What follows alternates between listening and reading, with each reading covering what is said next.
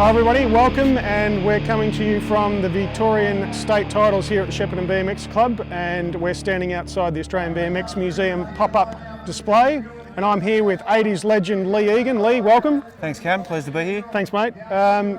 We've got Leigh down here today because we're making another presentation for the Australian BMX Hall of Fame. Let me just go through some of Leigh's achievements for you, for those at home who aren't familiar with Leigh. Pretty impressive list, Leigh. A lot of number ones. Started racing around 1981. Correct, yep.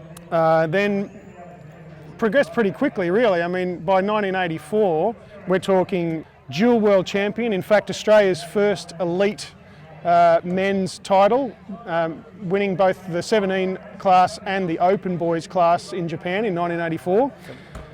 Then to go on a string of number ones after that. So open class 1985, 1986, open class and pro class number one in Australia, 1987 number one, and in amongst that, number ones left, right and centre in the state of Victoria. So pretty impressive. What's your most memorable parts of your career? Look, probably my first Australian title down in Tasmania. I really hadn't arrived as anybody on the BMX scene. I mean, I won a world title before I'd actually won an Australian title. So for me to prove myself back here in Australia, I had to actually win an Australian title. So that was probably the most memorable race for me, because there was a lot of pressure on me that year, and the ABC basically were doing a series, and they'd covered that race. So it was pretty important for whoever was going to win that title that year to get it over the line. Of course, and we've got that footage. Yep. Of course, there's yourself, there's Macca, there's Crispy as well. Correct. So yeah, a lot of pressure in that race, and you managed to pull it out in the final. Yeah, look, there was a lot of pressure, and to win that race at that particular point in time was important because of the actual riders that were in the final.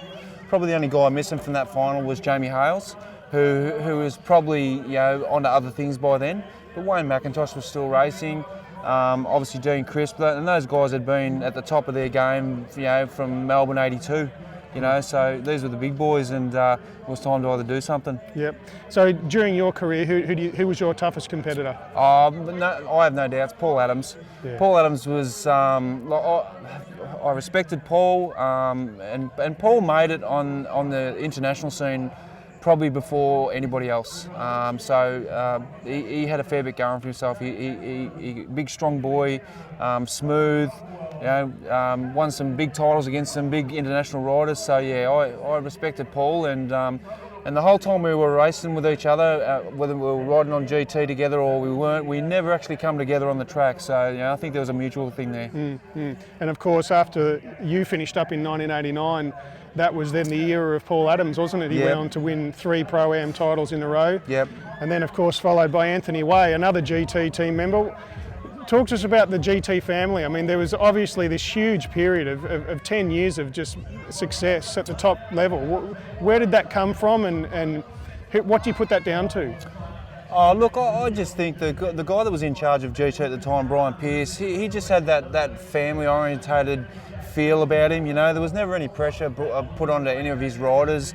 We'd roll up to the track. I mean, obviously we'd do the work before we'd race, but at the race meetings, we knew we'd done the work, and Brian never placed us under any pressure, and we'd do our thing. It was just a good thing to be a part of and be involved in, and I'm sure people would have looked from the outside at us and thought, wow, that's where we want to be, and it was the place to be.